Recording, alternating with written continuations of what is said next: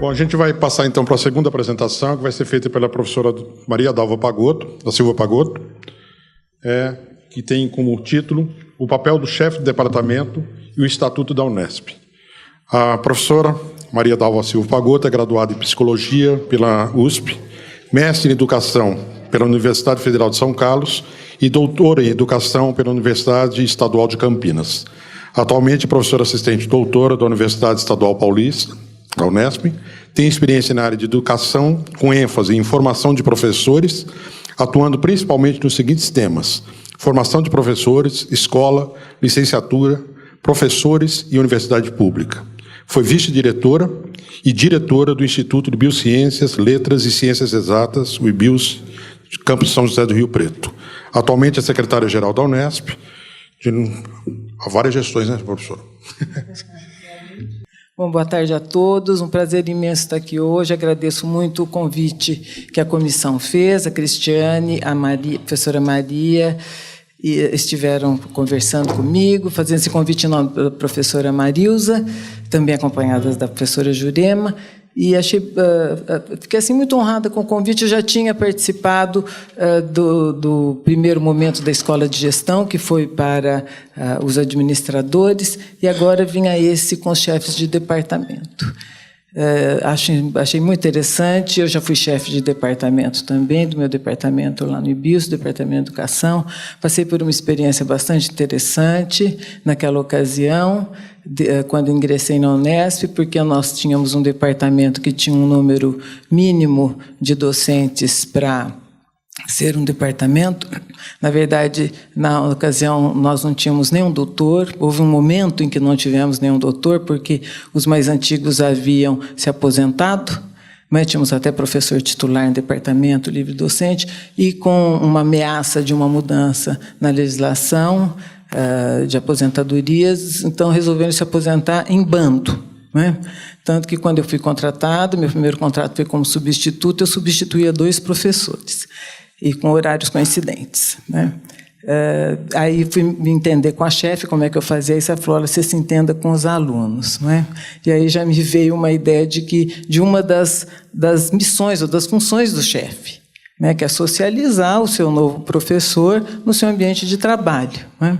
E ali eu fui passando por várias experiências que foram muito enriquecedoras e que voltei a refletir sobre elas quando fui convidada a vir aqui. Talvez, ao longo da exposição que eu vou fazer, eu devo me reportar também a essas experiências. Bom, já hoje pela manhã, eu já fiquei assim muito satisfeita com o que ouvi, né, das pessoas tão ilustres que estiveram aqui. Nos trouxeram um conjunto de informações e tão diversas, né, nos mostrando que não temos um modelo único, não é fácil nos organizarmos, mesmo que seja dentro de uma única universidade, de uma forma única, monolítica, idêntica, tanto na organização da universidade, ou na organização dos departamentos, no trabalho coletivo dentro de cada um dos departamentos. Nós vimos a imensa diversidade que existe dentro de cada uma das universidades, quanto mais entre diferentes universidades, né, que nós tivemos a oportunidade de ver aqui hoje. E também tive a oportunidade de relembrar. Quando entrei na universidade, em 1968, nós estávamos no final do período das cátedras. Naquele ano foi editada a Lei da Reforma Universitária. E, pegando um pouquinho a história da educação, as próprias universidades já vinham se movimentando. Onde vocês estiveram, a professora Eunice, aqui, infelizmente eu não pude estar, né? Mas só relembrando, certamente ela tratou disso, que as próprias universidades vinham se movimentando para que os movimentos mais avançados das universidades vinham se movimentando para fazer uma reforma universitária. E antes que dessem conta de fazer, o próprio governo fez uma reforma universitária, que aí extinguia as cátedras e criavam-se os departamentos. As disciplinas por créditos, o vestibular unificado, dentre uma opção de outras providências que foram tomadas. E quando eu entrei na universidade, era o fim das cátedras, começo dos departamentos. Mesmo assim, as universidades já vinham, de alguma forma, se organizando em departamentos, talvez em estruturas ainda não tão regularizadas como vieram a acontecer posteriormente, né? E aí me lembrei que, como aluno do curso de Psicologia na USP de Ribeirão Preto, tive aula com o professor Covian, na aula de Fisiologia. Ele era professor titular da Medicina, mas dava algumas aulas de Fisiologia para o pessoal da Psicologia. E aí, muitas memórias, né? Bom, o que está posto para essa mesa, na verdade, no programa vocês veem que é uma mesa, né? Agora, eu e a professora Maria, e o título maior é o papel do chefe de departamento e o estatuto da Unesp. Então, lá vamos nós com o nosso estatuto. O estatuto é uma regra geral que a universidade tem para um conjunto de áreas, um conjunto de ações, e coadjuvando o estatuto, nós temos um conjunto de resoluções, portarias, enfim, uma opção de coisas que nós temos que ter algum conhecimento sobre isso. E quando a gente não sabe tudo, a gente pode perguntar, a gente pode consultar, a gente pode ir à lei e tudo. O estatuto ele fica disponível na página da Unesp, entrando lá em Secretaria-Geral, tem legislação, estatuto, está lá, muito fácil para a gente consultar, pode imprimir e tudo. Bom, então esse é o nosso tema. Eu peguei uma citação do Valnir Chagas, que foi um dos ideólogos da reforma universitária, quando ele disse: o departamento originou-se da cátedra e foi por isso causa e efeito da sua extinção. E por um momento houve uma convivência entre o final da cátedra e o começo dos departamentos, e os professores que nós chamávamos catedráticos viriam a ser os professores titulares da posteridade, né, o que temos até hoje.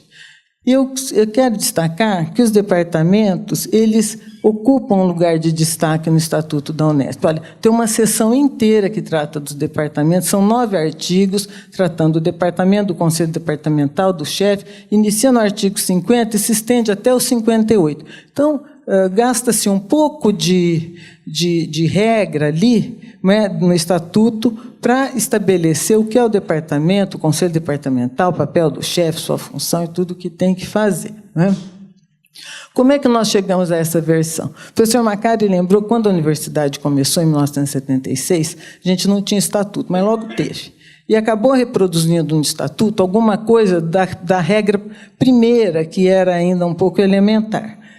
Mas em 77, em 77, no primeiro estatuto, já estabelecia o departamento como a menor fração da estrutura universitária, porque esse termo, menor fração, era o que tinha na lei também da reforma, né? Então, manteve-se no estatuto da Unesp.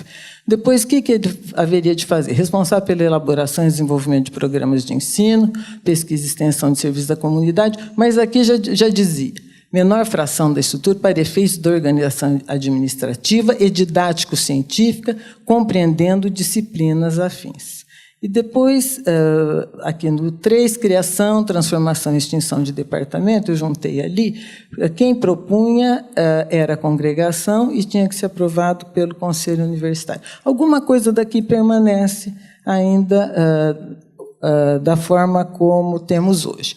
Para criar um departamento, o que tinha que ter? Tinha que ter atividades de ensino, tinha que ter, no mínimo, 3 docentes doutores, 1 docente, no mínimo, livre docente, possuir, no mínimo, 8 docentes. Vejam vocês que, ao longo aí das mudanças estatutárias, foi mudando também o número de docentes, né? Podia ser 8, depois ficaram 15, depois, agora, a possibilidade de 10, e mesmo assim nós temos departamentos que não têm 10 docentes, né? A universidade já mexeu muito com isso aí. Tratava também, naquela ocasião, já da chefia do departamento e de um conselho departamental. Veja, isso em 77. A chefia sempre teve a função executiva e, no estatuto, já tinha o chefe escolhido pelo diretor, dentre os docentes, diante de lista tríplice elaborada pelos docentes do departamento. Então, era um tanto aquilo do que o professor Macari falou, mas de uma certa afinidade daquele que haveria de ser chefe com o diretor. como disse o professor Macari, que não fosse carne de pescoço, né? Que é uma expressão que ele usa bastante. Bom, o conselho era constituído assim, o chefe que presidia as reuniões, o subchefe, haveria de ter professores titulares, pois 2 representantes docentes de cada uma das demais categorias, eleitos pelos pares, representação discente, e as atribuições do conselho eram regulamentadas por resolução, não eram no Estatuto de 77. Interessante aqui que ainda durante algum tempo permaneceu essa representação de docentes de cada uma das categorias, porque tinham os representantes auxiliares de ensino, dos assistentes doutores, e quando houvesse titulares, dos titulares também. Na revisão de 89, houve algumas mudanças significativas, e primeiro mudou-se aquele termo da menor fração, né? Ficou como a unidade básica da estrutura universitária e integra, para efeito de organização didático, científica e administrativa, disciplinas afins de um campo do conhecimento. Essa questão de integrar, né, quer dizer, reúne, né, as disciplinas de um campo de conhecimento. E aqui introduziu-se, num parágrafo primeiro, que o departamento poderá organizar-se em grupos acadêmicos, aprovados pela congregação, instituído pelo CEP, correspondentes à linha de pesquisa para o cumprimento de programa de trabalho e ensino, pesquisa e extensão. E o grupo acadêmico terá um coordenador, portador de título de tutor, escolhido entre os docentes e tal. Quer dizer, interessante que, naquela ocasião, propôs-se a criação de grupos acadêmicos dentro dos departamentos, que era justamente para incrementar linhas de pesquisa, áreas de produção acadêmica, e, posteriormente, isso deixou de existir, e eu vou mostrar um pouquinho daqui a pouco isso para vocês. Então, esse foi no Estatuto de 89. E aqui eu estava assinalando que altera-se a composição do conselho do departamento, com a introdução dos grupos, e altera-se também a forma de condução da chefia. Aí já ficou a função executiva em nível de departamento, será exercida pelo chefe, auxiliada pelo subchefe, e que serão eleitos, né? Então já muda e tal, e estabelece uma coisa interessante, né, que além da eleição, também já se faz aqui a menção à proporção majoritária de docentes em relação aos demais segmentos em conjunto, né, na escolha do chefe e subchefe, qualquer que seja o processo adotado. Ou seja, haverá que ter mais docentes do que as outras representações na composição do departamento, né? E o chefe e o vice-chefe eleitos dentre os docentes portadores, no mínimo, do título de doutor. Bom, o Estatuto hoje. Depois nós tivemos uma outra revisão, e essa muito mais recente, muitos de nós participamos, né? Eu mesmo participei de uma parte, eu era relatora na minha unidade, como representante docente na congregação, daquilo que era proposto. Muitos de vocês devem se lembrar que, na medida que o Conselho Universitário ia discutindo, ia mandando para as unidades irem se manifestando. E eu fui sorteada, entre aspas, para ser a relatora ali, talvez pela necessidade de precisar de alguma minúcia, e eu fazia uns pareceres, acho que um tanto minuciosos, me deram de castigo fazer aquilo, porque naquela ocasião precisava mesmo de olhar com um certo, ou seja, de escrever com certa minúcia. E aí nós ficamos com o que nós temos hoje, né? Então, começando aqui no artigo 50, o departamento é a unidade básica de estrutura universitária, integra, manteve aquela mesma redação. E aqui eu estou chamando a atenção para o fato de ser a unidade básica da estrutura, e não uma unidade, é a unidade básica da estrutura da universidade, não uma unidade básica. Assim, diferencia-se e já fica ali estabelecida e destacada a sua importância. É dali que emanam, vamos dizer, ações da maior importância, como destacadas hoje aqui na mesa da manhã, especialmente pelo professor Macari. Quando, conhecendo muito bem o Estatuto da Unesco, como ele conhece, a questão das contratações, os rumos do departamento, a professora Maria José falou há pouco de um plano do departamento, e daqui a pouco a gente pode evidenciar a importância desse planejamento mesmo para os departamentos. Eu destaco também a importância do que vem depois, né? Aqui, quando se coloca integra, para efeito de organização didático-científica e administrativa, disciplinas afins de um campo do conhecimento. Do ponto de vista didático-científico, o que cabe ao departamento? Então, aqui tem as competências do departamento. Eu estou mostrando isso aqui, mas tenho certeza que todos vocês sabem, porque certamente já pegaram esse estatuto, já viram o que o departamento pode fazer, o que deve fazer, e a divisão entre o departamento, o conselho departamental e o chefe. Essas coisas estão divididas até dentro do estatuto e são permeáveis, né? Elas se misturam, elas são comunicantes. Então tem lá, compete ao departamento ministrar disciplinas de cursos de graduação e de pós-graduação, bem como de cursos de especialização, extensão e outros. Promover o desenvolvimento de linhas de pesquisa. Promover extensão universitária. Incentivar a promoção de programas interdepartamentais, interunidades ou interuniversidades.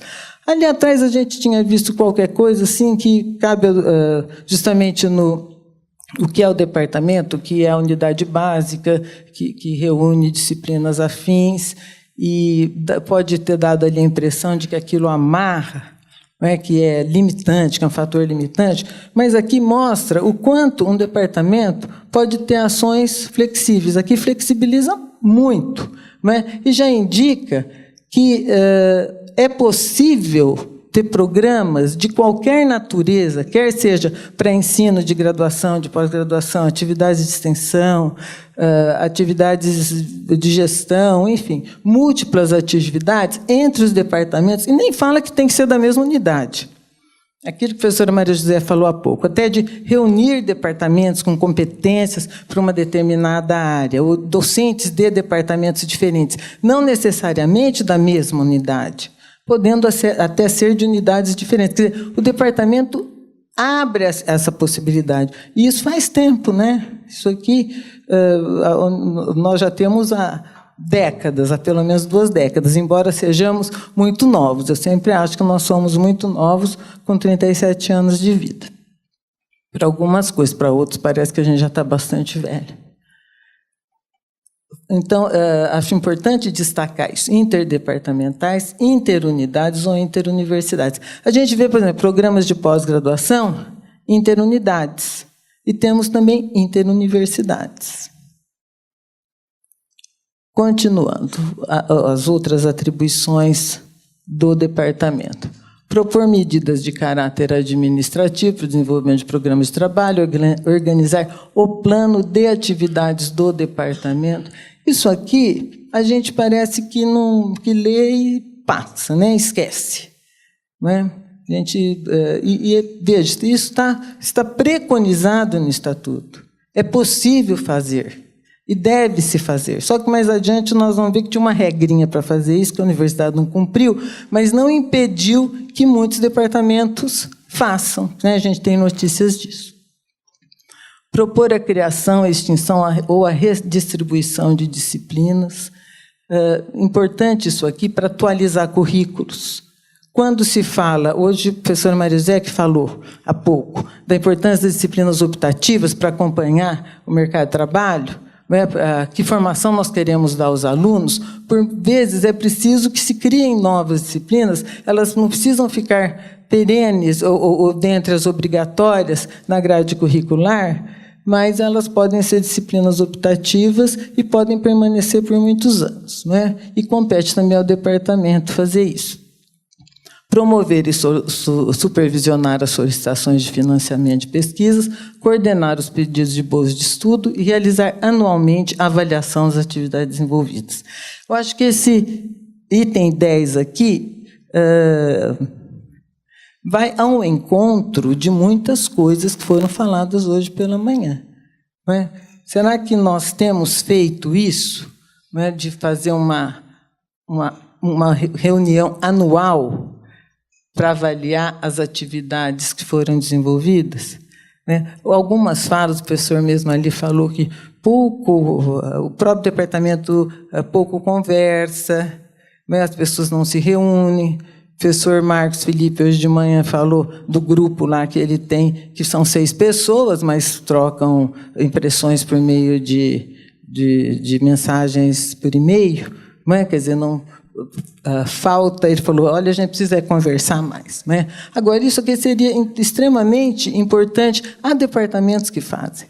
Meu departamento mesmo, anos atrás, fazia isso. Nós nos reunimos para relatar o que estávamos fazendo, o que pretendíamos fazer, cada um queria mostrar da melhor forma aquilo que vinha realizando.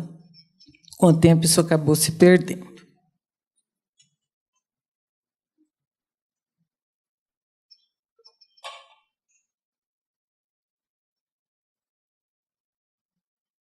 Bom, aqui é uma coisa muito simples, que na criação e transformação de qualquer departamento é preciso uma porção de coisas, precisa provar que tem isso, isso, isso, e chega aqui no mínimo 10 docentes, 3 dos quais, pelo menos, portadores do título acadêmico igual ou superior ao de doutor.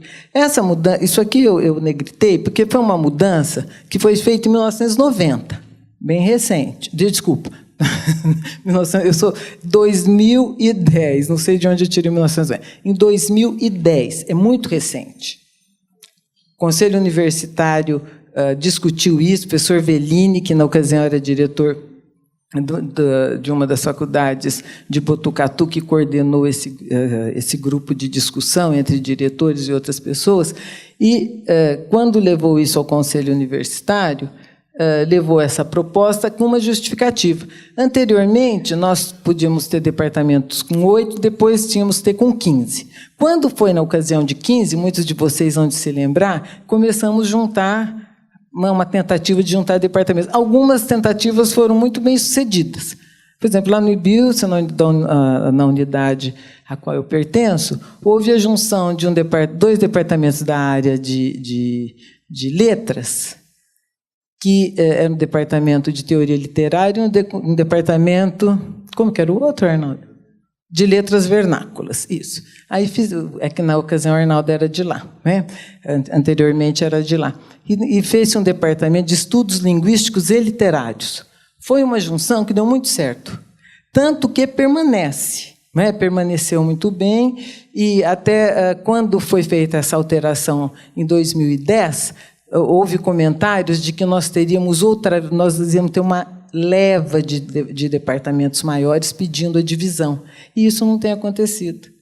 Mas nós recebemos, se não me engano, 4 pedidos, já tramitaram, de divisão de departamentos, muito bem justificados, porque os departamentos conseguiram se juntar, as pessoas conseguiram, aquelas que haviam conseguido se reunir e de uma forma harmônica ficaram bem, outros ficaram mesmo por força do número, outros se dividiram porque haviam criado cursos e não criaram departamentos e foram juntando pessoas com disciplinas, com perfis muito diferentes e disciplinas também com foco muito diferentes.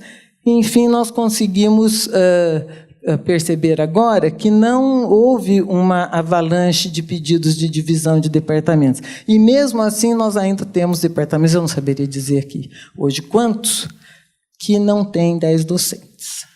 Agora, por que 10? Não é?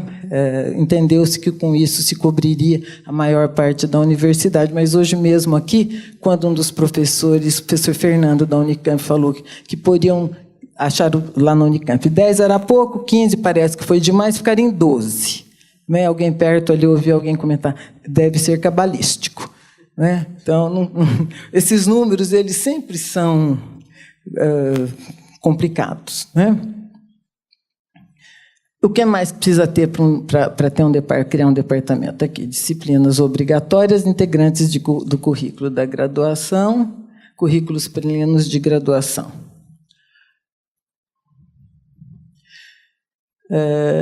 No artigo 53, nós temos lá, são órgãos de administração do departamento, o conselho de departamento e a chefia. Interessante isso, porque a chefia aparece como um órgão de administração do departamento, né? E junto com o conselho de departamento. Ambos bastante importantes.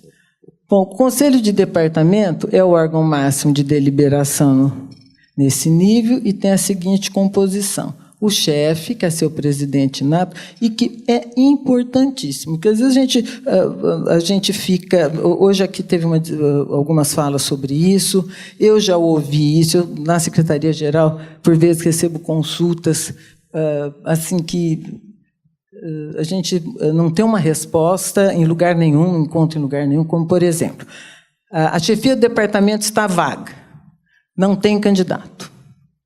Já abrimos uma vez, 2 vezes, ninguém quer ser candidato. A chefe de departamento, faça o quê? Com a expectativa de que a Secretaria-Geral dê uma solução. Não é? E não tem uma solução. Fala, não, é obrigado alguém se candidatar. Não, olha, abram mais uma vez, conversem, né? Busque dentre os docentes. Porque o entendimento que nós temos, que a universidade tem, é de que a chefia do departamento não pode ser uma coisa aversiva.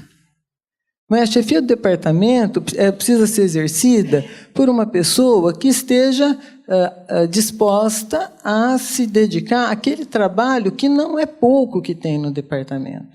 E que também não se resume a ser o estafeta do departamento, aquele que vai dar os recados.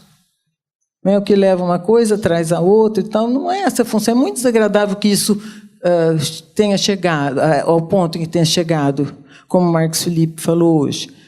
Houve assim, uma desqualificação ao longo do tempo com relação à chefia de departamento. Eu estava trocando umas impressões com o meu diretor há pouco, na hora do almoço, e ele me trouxe 2 argumentos do porquê que os departamentos foram ficando desvitalizados. E, na sequência, e junto com isso, por que é que também a figura do chefe ganhou uma certa desqualificação?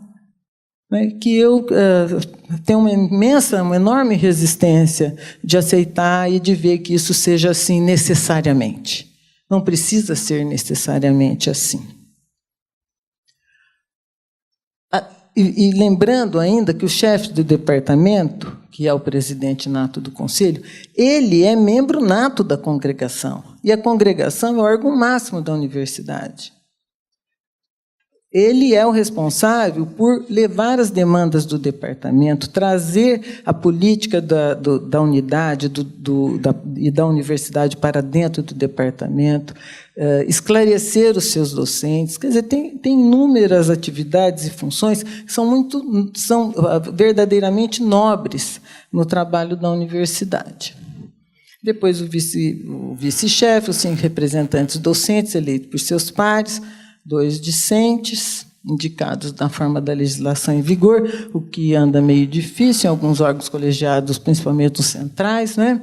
Um representando o corpo técnico administrativo, tem uma regrinha ali, e aí depois falo com relação ao mandato, de 2 anos para os do inciso 13 e de 1 ano para os discentes, técnico administrativo e tal. Bom, tem lá a composição do departamento. E é interessante porque, independente do número de docentes, se 10 ou 40, a composição é essa. O departamento tem 10 docentes, a composição é essa. Outro dia uma professora falou, meu departamento tem 42 docentes, a composição é essa também. Então, aqueles que são membros do conselho têm uma imensa responsabilidade também, junto com o chefe. Eu fiz essa observação aqui, colocando o chefe é o líder da equipe, é o membro nato do conselho, com voto de qualidade, ele pode votar até 2 vezes, nos momentos de empate. Membro nato da congregação, instância máxima de deliberação da unidade. Bom, aí o que compete ao conselho de departamento? Compete uma opção de coisas, todos esses verbos aí, as frases iniciam todas com verbos, são sempre propositivas, para fazer alguma coisa. O conselho tem uma opção de coisas para fazer. Daí a necessidade de ter um líder que ajude a isso acontecer. Então, propor à congregação o plano global de atividades do departamento, segundo normas estabelecidas pelo CEP e diretrizes definidas pelo Conselho Universitário. Eu procurei isso aqui. Falei, quem sabe em algum momento houve as normas estabelecidas pelo CEP e diretrizes definidas pelo Conselho Universitário. Não houve, não encontramos. Mas não impediu que alguns departamentos da universidade fizessem o seu plano de atividades, um plano global de atividades, que seria um plano de desenvolvimento do departamento. E outro dia, mesmo numa das reuniões, eu não me lembro se no CEP, talvez tenha sido, um docente falou, num dos órgãos colegiados, é que eu vou a todas as câmaras e aos conselhos, um departamento falou, o meu departamento fez assim, porque isso estava no plano do departamento. Quer dizer, o departamento se organizou e se planejou. Então, é possível fazer. E tem uma máxima em administração que serve tanto para administrar a casa, não é? o nosso ambiente particular, doméstico, como até para as grandes empresas, é que a falta de não planejar, deixar de planejar é planejar o caos. Quem não planeja, planeja o caos. Não é? Quando a gente não se planeja, acaba planejando uma coisa sem rumo, que pode levar ao caos. E me pareceu, em algumas falas, uns alertas que a professora Maria José deu, de que, se não temos um planejamento para o departamento, e nós temos uma vivência, todos nós, disso na universidade, nós saímos meio sem rumo, né? A gente só vai fazendo aquilo que vai por uma dedução mesmo daquilo que vem atrás da gente. Agora faz isso, agora faz aquilo, vamos fazendo, mas sem um plano de fato. Deu 30 agora, tá. Bom, depois vem lá, promover o desenvolvimento de linhas de pesquisa e a organização de grupos de pesquisa. Anteriormente, nós tínhamos lá, dentre as atribuições do Conselho do Departamento, aliás, que o departamento poderia se organizar por meio de grupos acadêmicos. Nesse novo estatuto, deixou de ter, e aí nós tivemos isso aqui, promover o desenvolvimento de linhas de pesquisa e organização de grupos de pesquisa. Certamente, pela criação pelo CNPq do Diretório de Grupos de Pesquisa. Foi em 92, né, Zezé? Foi por aí, em 92. Quer dizer, as universidades associadas ao CNPq puderam, então, criar seus grupos de pesquisa e se cadastrar ali e desenvolver suas pesquisas e manter todo um funcionamento. Recentemente, nós fomos olhar os grupos de pesquisa que estavam devidamente cadastrados e nós vimos que nós temos uma porção de grupos de pesquisa da Unesp que estão, eu não saberia dizer bem os nomes, assim, inativos, porque não são regularmente atualizados. Outros que estão em fase de preenchimento, mas esqueceram de colocar esses dados, né, ali para efeito de ficarem devidamente cadastrados. E nós vamos olhar isso para quê? Para as eleições que estão ocorrendo agora, nesses dias, né? Quem não votou vai votar até dia 25, até domingo as eleições estão abertas. Porque, quando chegam representantes de grupos de pesquisa, na Câmara de Pesquisa, só podem se candidatar aqueles líderes de grupos de pesquisa que estão devidamente cadastrados. E a eleição é entre pares. E aí a gente acabou indo atrás de olhar isso aí também. Depois tem atribuição de encargos acadêmicos, zelar pelo cumprimento do plano de atividades do docente e demais encargos que lhe forem atribuídos pelo Conselho. Essas duas coisas são muito importantes. Cada departamento se organiza de uma forma. Como é que faz a atribuição de aula? Tem departamento que o docente ele entra para dar a determinadas disciplinas e ele sai 30 anos depois, tendo dado só aquelas disciplinas. Há departamentos em que há um rodízio, os professores dão diferentes disciplinas. Eu vejo lá, no IBILSE, que os departamentos no departamento de matemática, os docentes fazem um rodízio por área entre disciplinas. É claro que há departamentos que isso é impossível. Eu pego como exemplo um departamento de letras modernas. Um professor de língua inglesa não vai fazer rodízio de língua francesa, né? Então, cada um na sua também, isso é muito próprio de cada departamento. Aqui, zelar pelo cumprimento do plano de atividades do docente e demais encargos que lhe forem atribuídos pelo Conselho é uma coisa muitíssimo importante.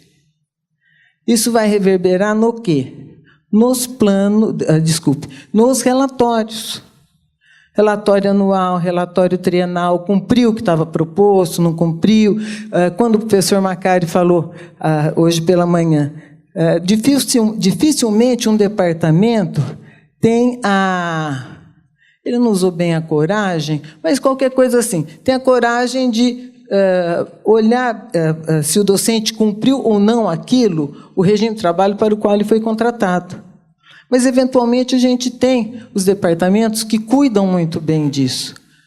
Já vi mesmo, professor, o departamento não aprovar o relatório do docente, porque o docente não realizou a atividade de pesquisa. Veio para a CPA faz uma proposta, volta. Isso não é agora, não, quando nós temos uma CPA que é mais questionada, no tempo da CPRT ainda, né?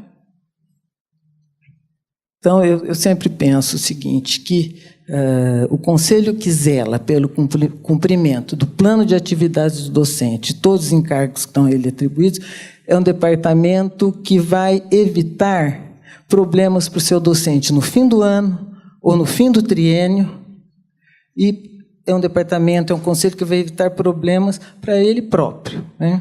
Vai ajudar muito o colega se isso vier em tempo, se as observações vierem em tempo. Depois tem ali coordenar os planos de ensino das disciplinas, e aqui eu gostaria de também chamar a atenção, que é o seguinte,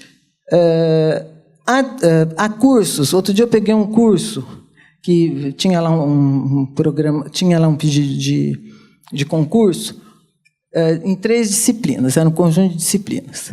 Os planos de curso que foram para análise do parecerista, junto com o programa do concurso, junto com a bibliografia do concurso, eram do ano da criação do curso, 1989.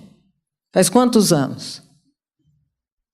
Aquele plano de ensino, aquele programa, nunca tinha sido revisto, sequer para atualizar a bibliografia com relação até à edição, as edições dos livros. O relator mandou voltar, não aceitou. Aí fala, mas o relator não tem que olhar o programa do concurso e a bibliografia? Tem, só que ele foi olhar tudo.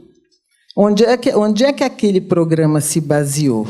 Naquelas 3 disciplinas, com aquele conteúdo de 25 anos atrás, com aquela bibliografia desatualizada, não só do ponto de vista de títulos, mas também mantendo-se os títulos, não é que, digamos, que sejam clássicos, que sejam necessários, mas em edições mais atualizadas, e isso é uma constante, né? E há relatores que pegam isso com muita propriedade e apontam e prestam um bom serviço para o departamento. Eu penso que haverá um momento que deve haver um momento nos departamentos em que se reúnam num mutirão mesmo, ali, todos juntos, para rever os seus programas, os seus planos de ensino, para essa atualização. Acabou o tempo. Já vou terminando. Bom, aí vai mais uma porção de coisas, né? Outros itens, outras alíneas que vocês podem depois ir procurando no próprio estatuto. Gostaria ainda de chamar a atenção para os convênios, estudar e apreciar os convênios que envolvam departamentos submetendo-os à congregação. Tem a professora Maria José Queiroz está aqui, ela faz parte da comissão de convênios. Nós vemos muitas vezes que os convênios eles partem dos departamentos. Já é um trâmite que a professora Marilza tem nos chamado a atenção, é um trâmite longo, embora o manual tenha sido refeito há algum tempo, ele está sendo revisto novamente para ser mais rápido, para andar mais depressa, é muita burocracia e tal. E eu sempre falo, professora Marilza, mas é a burocracia no melhor sentido, é a burocracia de dar transparência. Os atos públicos, eles precisam ser transparentes, e por vezes a gente acaba tendo uma... Mas não fui eu que inventei, viu, gente? Não fui eu que inventei aquele trâmite todo, não, mas ele acabou se mostrando necessário, né? E aqui, esses 2 últimos que eu quero apontar aqui, O 13, encaminhar à congregação projeto de regulamento do departamento, bem como respectivas alterações, para mostrar que também nós não temos um regulamento dos departamentos, né? Como é que os departamentos vão funcionar, isso não existe. E depois, isso aqui sim, muito importante, proceder anualmente à avaliação das atividades de ensino, pesquisa e extensão universitária desenvolvidas no departamento, registrando-a em relatório, a ser encaminhada à congregação. Também não, isso os departamentos não fazem. Não vai para a congregação, se fosse o que a congregação faria com aquilo, ainda teria que se regulamentar isso, mas nada impede, aliás, seria muito bom que os departamentos se reunissem para poder fazer uma avaliação, casando com aquilo que a gente falou há pouco atrás ali, sobre a necessidade de avaliar o que faz. Tá? Tem mais outras coisas aqui, outras atribuições e tal. Bom, o chefe, ele tem uma importância muito grande, eu vou só, e no estatuto eu já adiantei algumas coisas, mas eu gostaria ainda de falar mais algumas coisas aqui, que além de cumprir aquilo que o Conselho Departamental decide, não como estafeta, e não levando para a congregação aquilo como um menino de recados, mas indo lá defender as convicções, os propósitos do seu departamento, ele teria que submeter à congregação o plano global de atividades do departamento, que eu estou reforçando que não existe, mas isso poderia existir, e o importante, convocar anualmente em Assembleia Geral os membros do departamento para avaliação de suas atividades de ensino, pesquisa e extensão universitária. Tá? Quer dizer, se isso não está bem estabelecido dentro da universidade, porque se esperou que se fizesse uma regra, que o CEP fizesse uma regra, que o Conselho Universitário fizesse diretrizes, e isso nunca foi feito, não há impedimento, não há óbice nenhum para que os departamentos façam. E pela terceira vez estou repetindo isso, que há departamentos que fazem isso. Tá? Bom, eu fiz aqui uns rápidos destaques, pai, já estou terminando, que no Estatuto nós temos aqui, nós temos bem certo, isso a assessoria jurídica nos chama muito a atenção para o seguinte, a assessoria jurídica fala, o Estatuto da Unesp é muito claro, uma coisa, separa o dirigente dos demais, o chefe é um dirigente. Quem é coordenador o chefe é dirigente, o diretor é dirigente, o reitor é dirigente, coordenador de curso, coordenador de pós-graduação, então não pode assumir outra função e tal. Então, por quê? Porque tem uma função, como o doutor Edson fala, demando. Ele tem uma função própria, então ele fica bem destacado em relação aos demais. É presidente do Conselho de Departamento e também membro da congregação, As suas ações não se confundem com as do coordenador de curso. Aqui já são apontamentos meus por conta de coisas que eu percebo. Ter conhecimento da legislação é essencial, cuidar das demandas do departamento. Com relação aos concursos, não é só uma atividade burocrática, porque os concursos estabelecem os rumos do departamento, o professor Macari deixou isso bem claro, não preciso repetir. E também, com relação aos rumos, eu coloquei uma indagação ali. O departamento, ele tendo suas metas, tendo seus propósitos, cuidando bem das contratações, é como diz o professor, é que nem um casamento, você fica 30 anos com a pessoa dentro do departamento. Então, é claro que precisa ser uma pessoa que tenha afinidade com aquilo que o departamento está propondo, com o que o departamento gostaria de seguir.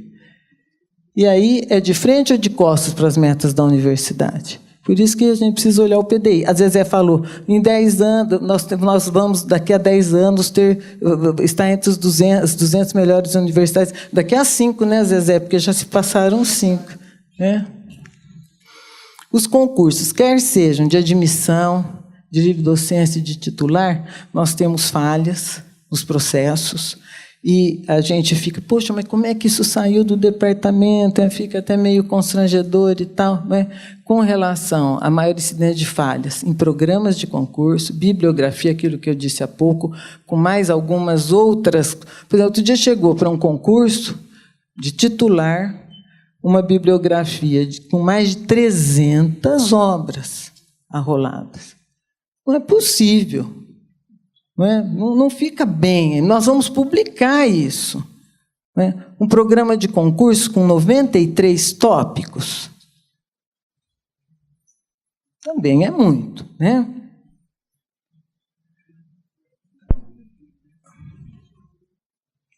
Depois, aqui anotei falta ou desatualização dos programas e planos de ensino. E aí eu coloquei quem cuida da elaboração do programa, dos programas, da seleção da bibliografia, da justificativa, etc. Nós pegamos outro dia 2 pedidos de livre docência de um mesmo departamento, em disciplinas diferentes, a justificativa era igual, só mudava o nome da disciplina. Daí uma pessoa que trabalha comigo falou, não, mas essa que a moça trabalha lá, a secretária faz 20 anos, ela copia, só muda o nome, eu sei que é assim, porque eu era chefe dela, não sei o quê. Sabe? Então, é uma coisa que precisaria ter um olhar do chefe para que ali tivesse, não do ponto de vista burocrático, só do processo está muito bem arrumadinho, com tudo direitinho e tal. Não, mas que o processo expressasse exatamente o que é que o departamento gostaria de ter naquele docente que está contratando. Porque, para elaborar o edital, o professor Macari hoje disse, o que é o edital? É a lei do concurso.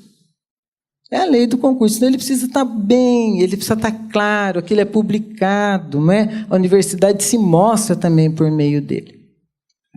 E depois, aqui, eu coloquei que o trabalho das secretárias é essencial e deve ser orientado. Nós temos coisas que chegam na maior perfeita ordem, a maioria. Esse que eu estou falando são algumas exceções, mas não são boas exceções. Não é? E outra coisa, só finalizando, a última coisa, é a recepção aos novos docentes, que não está em lugar nenhum do estatuto. Não tem no estatuto, mas acho bastante importante falar sobre isso, que é importante socializar os novos docentes na instituição, colocá-los a par de suas atribuições, obrigações, direitos e deveres, esclarecer sobre o desenvolvimento profissional e de carreira, mostrar onde está a legislação, o que ele tem que fazer para progredir, indicar onde estão as informações e dos convênios eu já falei, né? De toda forma, o que a gente pretende é que a universidade, eu estava até dizendo para o meu diretor, que se nós pudéssemos fazer nos departamentos aquilo que o Estatuto preconiza, nós daríamos largos passos mesmo para deixarmos de que os departamentos tivessem uma função assim só burocrática, porque não é isso que nós pretendemos que eles sejam, né? Nós pretendemos que eles sejam a menor unidade, mas é a unidade que é a propulsora das ações. Não há outra que faça isso. Se o próprio departamento não faz, quem haverá de fazer? Né? Então, era isso. Desculpe o meu avanço na hora aí. Obrigado, professora. Só uma coisa, Paz. O pessoal havia pedido uma questão para reflexão, né, ao final, e eu fiz essa questão, mas eu vi que os outros não apresentaram, então não sei se cabe, né, mas era para... Eu coloquei o seguinte, que a Unesp tem 37 anos de experiência com departamentos, né, ou a Unesp tem 1 ano de experiência com departamentos repetidas 37 vezes? Será que nós evoluímos? Ou nós estamos repetindo uma prática há 37 anos? Essa é a minha questão para reflexão. Obrigada. Alguma pergunta?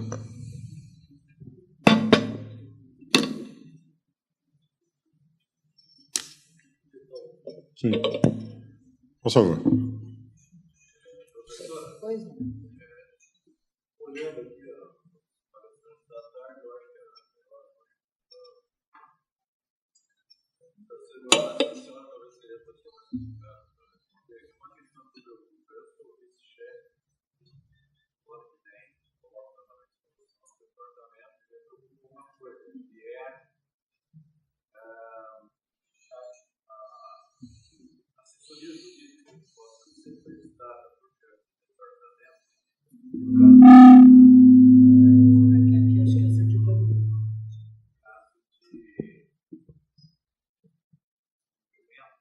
todas essas determinações que o chefe tem para fazer. Mas a gente fica preocupado com a palavra de zelar. Zelar, essa é um morto mesmo que você falando. Eu vou dar um exemplo claro. Uma preocupação que eu tenho. Vou dar um exemplo que é fácil de entender, que é a questão da pedido inadequado de licença-prévia. O chefe monta todo o quadro, as aulas começam, o professor pede um mês de aula ali, 3 meses de licença-prévia. Aí aprende o serviço público, o chefe não consegue. E isso acarreta que lá na frente ele pode ser eventualmente processado por esse docente,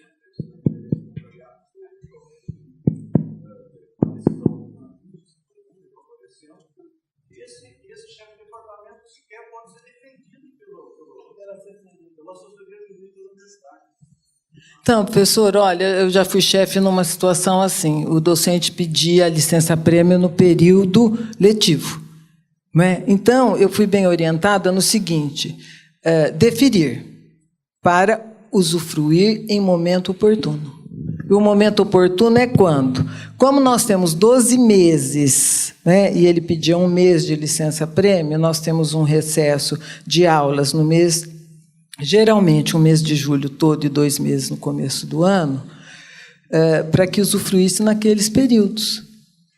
Né, porque fica, de fato, inviável um docente ter licença-prêmio durante o período letivo. A não ser em situação que o docente está prestes a se aposentar, não tem mais tempo para isso, não é, para tirar a licença-prêmio, aí ele tira a licença-prêmio até completar o tempo da aposentadoria. Então, essa é a questão, professora. Não sei como que a gente vai resolver isso, porque o chefe me parece desamparado nessa questão. Eu não sou a favor de exercer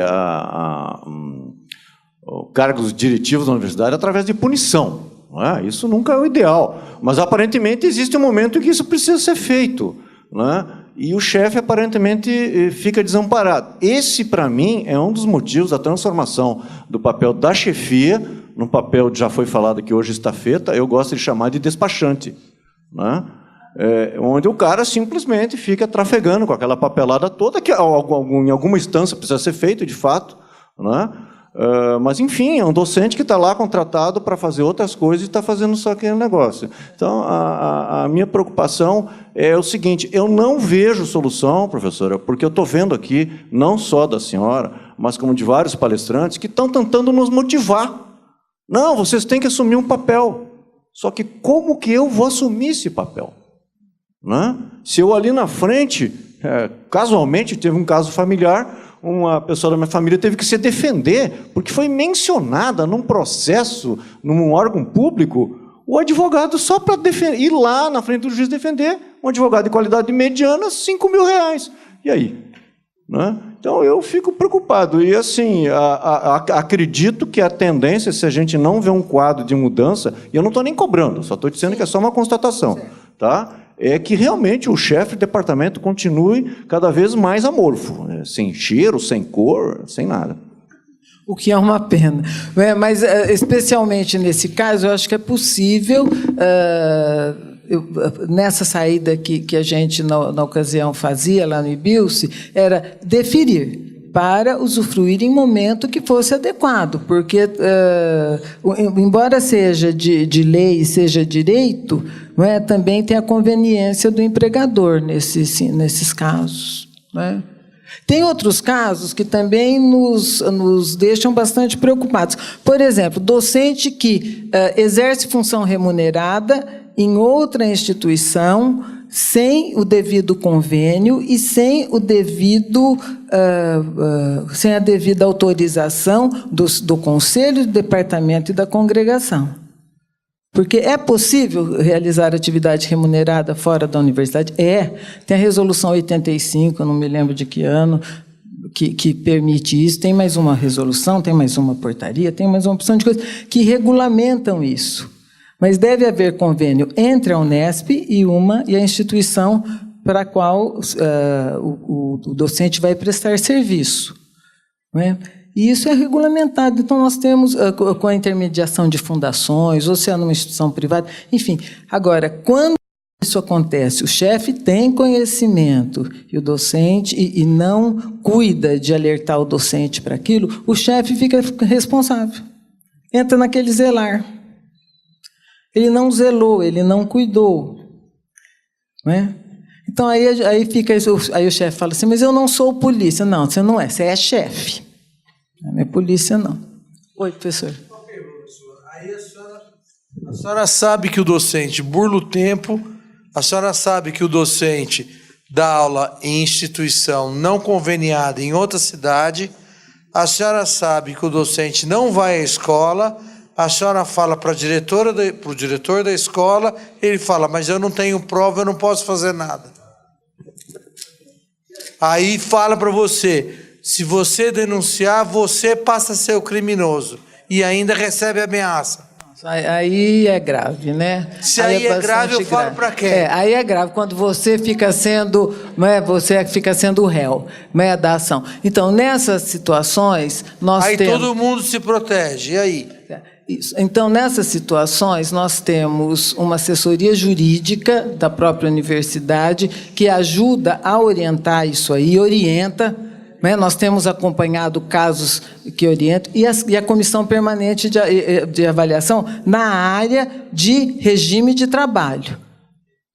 Na área de regime de trabalho. Porque há formas de constatar isso. Nós já tivemos casos em que se constata. Por meio até de divulgação, nós já tivemos casos em que uma faculdade particular fazia propaganda de curso de especialização e estava o nome do docente lá. Aí fica como colega. Eu que vou ter que defender a minha família pagando advogado. Não, nesse quando caso... no Olerite, que acho que deve ser só no meu, né? Que deve ter consignado para poder cobrir as contas. Não, a ideia não é essa, professor, a ideia não é essa, porque é um caso dentro da universidade. Então, certamente, eu já tive um caso assim, quando eu era diretora. Quando eu tive conhecimento, eu chamei o chefe de departamento, depois veio a professora falar comigo, ela falou, você tem coisa mais importante para fazer do que ficar cuidando da minha vida. E aí fui com o chefe, olha, é sua função, é sua atribuição. Você vai acompanhar, não fazia muito que a professora estava conosco, eu tinha sido dado a ela um tempo de 6 meses para ela ser desincompatibilizada, umas orientações no curso de especialização que ela dava fora, um entendimento interno, só que ela continuou. E casualmente isso veio ao meu conhecimento. Aí chama o chefe, chama a professora, conversa, vai pedindo. Aí ela acabou se desincompatibilizando lá, antes que o chefe tivesse que tomar a providência, sim, de fazer um ofício ao diretor pedindo que fossem tomadas as providências. Aí vai tomar providência por meio do quê? Da comissão que cuida de tempo integral. O conselho departamental, vamos dizer, o chefe encaminha. O chefe encaminha e o conselho, eles, quando tem lá que o conselho analise o desenvolvimento do trabalho do docente, e isso inclui o quê? Inclui até o seu regime de contrato. Então, isso vai para uma discussão de conselho e que aí o chefe vai encaminhar para o diretor uma manifestação ou um ofício dizendo sobre o que está ocorrendo. Porque muitas vezes, por exemplo, há casos outros distintos. A gente teve uma consulta na Secretaria-Geral do diretor que perguntava, que dizia o seguinte, olha, o professor ele não vem, ele falta em aulas... E era um professor que estava no estágio probatório. Ele falta em aulas, ele desatende aquilo que o departamento propõe. Falei, vocês estão registrando? Porque você tem que ir registrando. Porque se você não registra, depois de 3 anos, você fala, olha, você fez isso, aquilo, mas onde é que... Cadê? Não é? A sindicância não é para arquivar, né? Não é, a sindicância não é. Alguma coisa não está bem no andar dessa carruagem aí. Pessoal, Eu vou pedir senão a gente vai adiantar muito na hora. E como eu tenho que zelar pelo tempo também, então eu acho que a gente poderia interromper, passar as palavras e passar para o próximo palestrante. Tá? Professora, muito obrigado, tá? Mais uma vez. E se alguém tiver alguma pergunta, pode encaminhar, que a gente encaminha. Olha, até se vocês, como chefe de departamento, quiserem fazer consultas à Secretaria-Geral, fiquem à vontade. Viu? Podem mandar secgeral@reitoria de questões de naturezas diversas que tiverem. Nós respondemos a todas as questões. Quando nós temos dificuldade de responder com a legislação que nós temos em mão, nós recorremos à assessoria jurídica, sentamos, discutimos os casos e fazemos o encaminhamento de resposta. Tá bom?